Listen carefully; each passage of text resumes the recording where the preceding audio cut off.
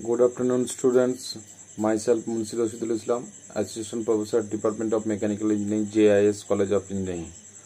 Today, we are ready to present. I discuss about the point that is actually the lecture number 25, and today's discussing point will be the planetary gear train and the force analysis of spark gear. That means the gear train. Last day we have discussed about the different types of gear train, mainly 4 types of gear train. That means the simple gear train, compound gear train, reverted gear train, and last one is epicyclic gear train. So yesterday we have discussed about the how the a single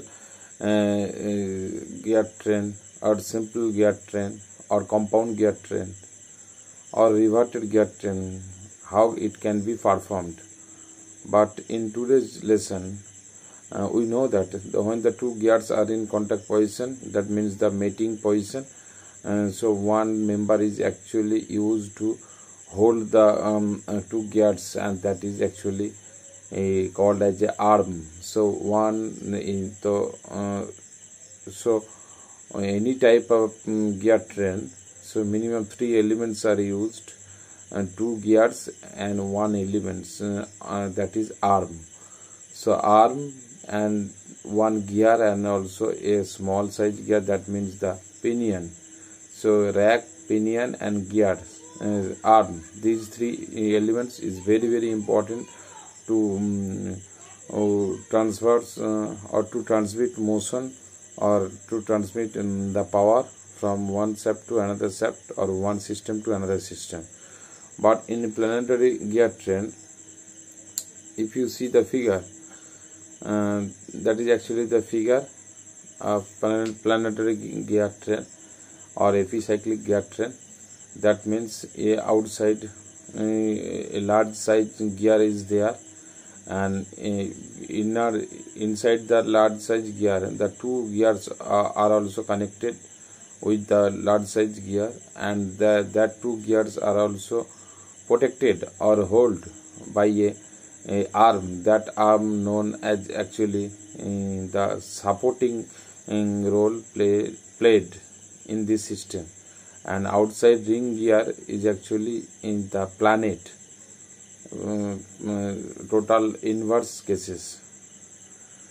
So now the planetary or epicyclic gear trains allow the axis of some of the gear to move the relative to the other axis, and sun gear has fixed center axis, and planet gear has moving center axis, and planet carries or arm carries planet axis relative to the sun axis and allow for the 2 degree of freedom.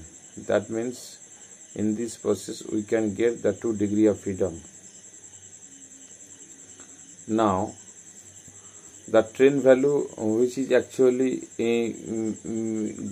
we can get, that is actually the large size, and that means E is equal to NL minus NA. Here A means arm and F means fixed, and NL means the revolution per minute in a planetary gear train. NA means revolution of the arm, NL means revolution of the last gear in the planetary. So if I see that right hand side figure where the cases are there, the big gear, medium gear and small size gear, 3 gear are attached by a fixed member. That member is called as a arm, and arm is fixed at any point. Now a point, now a problem which is actually a point which in the outside teeth number is, ring gear teeth number is 80, and the planet gear teeth is 30, and also the sun gear teeth is 20. and it is sun gear is in the input and the driven at clockwise direction, that is 100 rpm. The ring gear is held stationary by being the fastened to the frame. Find the revolution per minute and detection of the rotation of the arm of gear 4. Now let us see the calculation. Now in these cases, NF is equal to N2, that is equal to minus 100 rpm, that means the clockwise direction, and NL is equal to N5, that is equal to 0. Now for the unlocking gear 5 and holding the arm stationary in the actual imaginary cases, so we find E is equal to minus 20 by 30 into 30 by 80, that means minus 0.25. Now substituting this value in the equation number this 13.32 equation number, this equation we can get N is equal to minus 20 rpm. Now to obtain the speed of gear 4, we follow the same procedure by the outline of these equations, and for the definition, so N43 is equal to N4 minus N3 and N23, that means N2 minus N3, and if I allow the main equations, that means N43 by N23, that means N4 minus N3 or N2 minus N3. So in N L4 by N23, that means the minus 2 by 3. And if I put the equation value in the equation number 1, we can get N4 is equal to 33.33 revolution.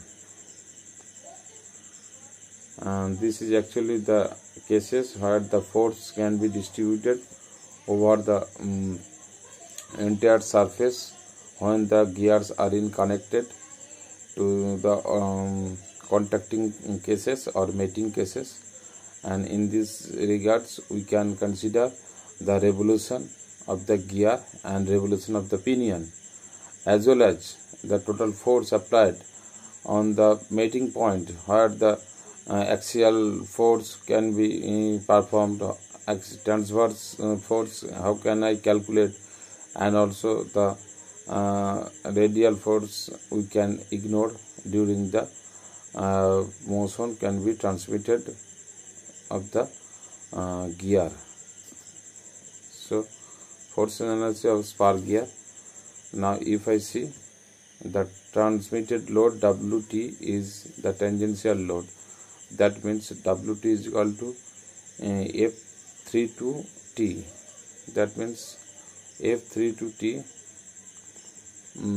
and it is useful component of force, and that transmitting the torque, and that will be T is equal to force into distance, that means Wt into d by 2, W2 into d by 2.